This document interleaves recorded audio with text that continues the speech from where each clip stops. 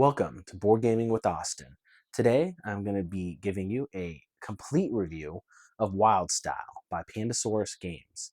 It is a 2 to 5 player game and can be played in 45 minutes. It's for ages 14 and up. I don't necessarily think it's specifically for ages 14 and up, but it's a phenomenal game that anyone can play. It's about spray painting the town and getting away from it, getting away with it from the cops. So the way I like to begin these videos, these are detailed. I go over the components, I go over the directions, quality, and then I go over gameplay quality. Those are all qualities, and I give you a rating. Then at the end, I'm going to give you my opinion and like a breakdown of how the game was actually played. So I like to pull up the rule book first, Wildstyle rules, to show you the components in here. Normally they show pictures of their components. Their directions are phenomenal for Pandasaurus games. But here we have components. There's 5 district boards. A district board is one of these pieces here with all this beautiful art on it. They're hexagonal pieces. And they have double-sided. All right. And then you have objective tiles. That's going to be these down here. The 3 hex each. And then here, I'll show you the picture of those actually. Not close picture. Then there's going to be share pile cards. They're nothing fancy. They're just these little cards right here. Yeah, they have that symbol on both sides. There's going to be 28 cop cars.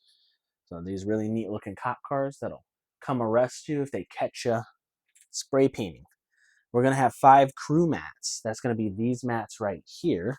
And I'll actually pull this up so you can see the art on it. It's beautiful art. And then on the other side is like a usually mushroom design, but different pictures on it. And there are 5 different player mats, 5 different designs. There's one right over there as well. And then they give you 115 location cards. It's going to be cards like this with different designs on them. And then on the back of them shows Wildstyle and a graffiti style art. Then we have 90 crew tags. The tags are these little at board gaming shop I go to. There's a board gamer that likes to call these lozenges. I don't know if that's the technical name for them, but my significant other thinks that these look like those little butterscotch candies. So I don't know, maybe that's why it's not for younger people. All right, we have 5 reference cards. This game has excellent reference cards. It goes over all of the steps that you need, that you can do, and then all the ways to score points on each card.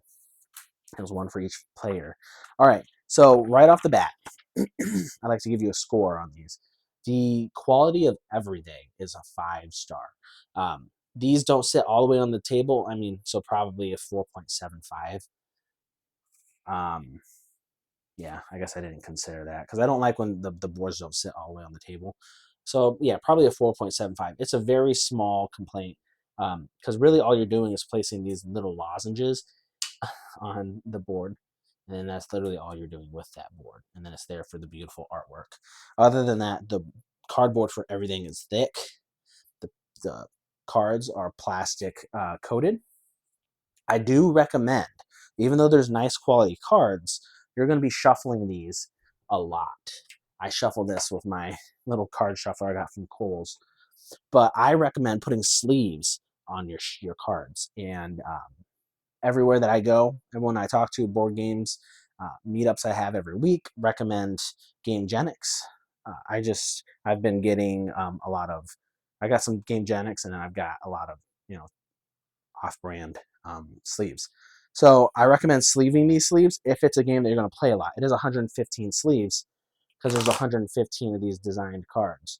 But you're literally shuffling the entire deck after every single round. There's 3 rounds per game. And then if you're playing multiple games every 45 minutes, you're going to be shuffling these every single time. Gameplay, yeah. Component quality, 4.75. Directions quality. Pandasaurus Games usually has amazing rule books. This rule book is no exception. unfortunately, I give this 4.75, not a 5-star, because it actually doesn't really go into as good of a detail as you would like on how to score points. You still have all the information you need. It just requires you to have a little more um, ability to read its directions. And I actually go over in my detailed rules video on this game. 4.75. The gameplay. The gameplay is exceptional. If you want to get into a game, you want to get away from those games where you're just racking up victory points and there's a million and one ways to find victory points, then you're going to want to head towards this game. It was very refreshing to just have like a general, like an objective, like a main objective that you're going for. These are your objectives. You're going for these throughout the entire game. You can make it easy and just have one objective. They give you a variation, or you could do 3 objectives. And then literally the only thing beyond that is as you're placing um, little tags around this board and getting these different icons, you're scoring up points for each icon that you've tagged. So like trees are 3 points. So just by that tag being there, you get 3 points for that.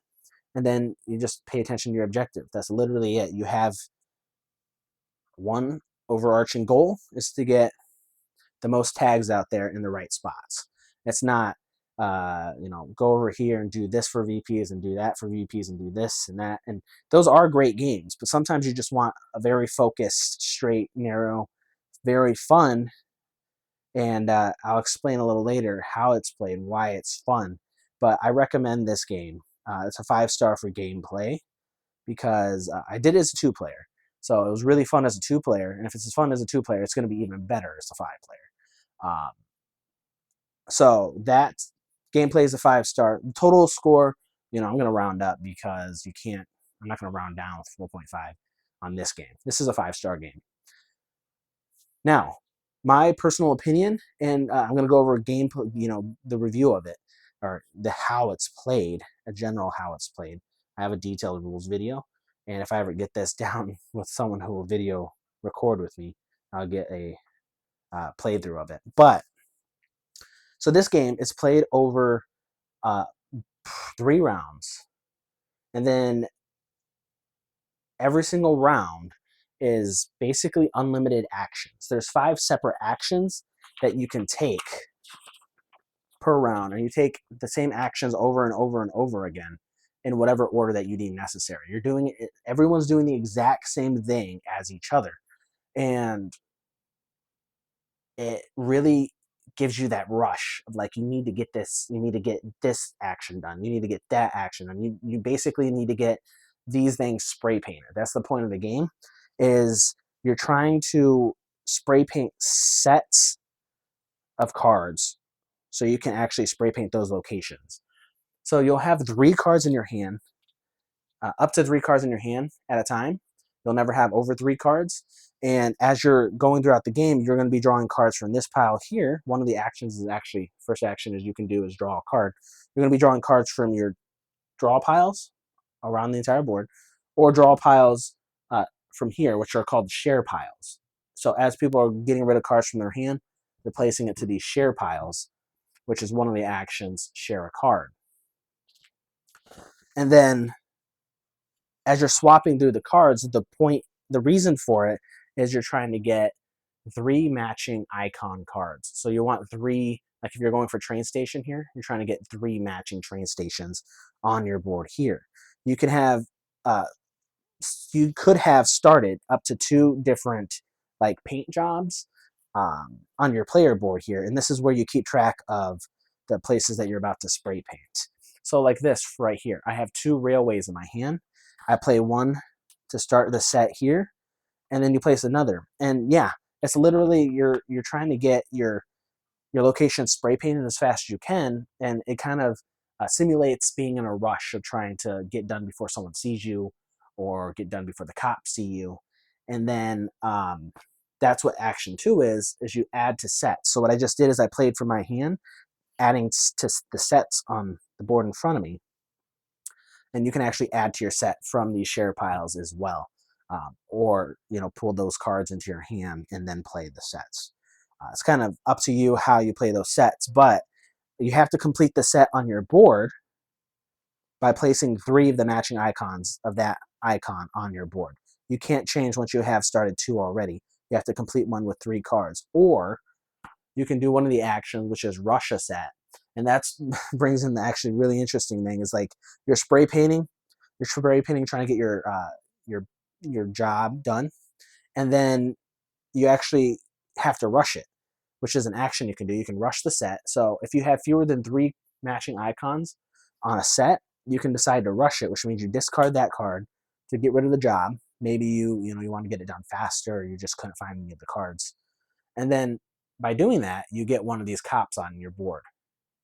And these cops take away tags at the end of the game.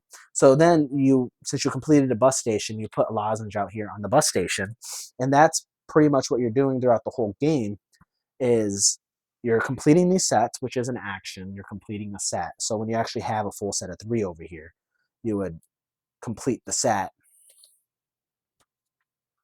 So I just have 3 cards in my hand. I can't do it anymore, to give you an example. But you complete a set. So when you have a set of 3 here, you discard the cards, and then you put the lozenge out there on the spot. So then you're going to eventually have all these tags all over the place. You have clusters of tags kind of taking territory, and you want to like cut off the territory from the other players, and you're all kind of competing against each other to see who can tag the city the fastest. And that is what's fun about this game. Is it's almost like you're battling each other, but you're not, because you have your own goals and your own objectives. Um, and you are paying attention to each other, because as you're putting cards out here in the share pile, other people can grab those cards. So if Lucy over here has a tree on her park, you're not going to want to put a tree down in the share pile, because she's going to snatch that up. Boom, she just took care of a tag, and now she's that much faster. And there's 3 rounds of that. It's basically that for the entire game.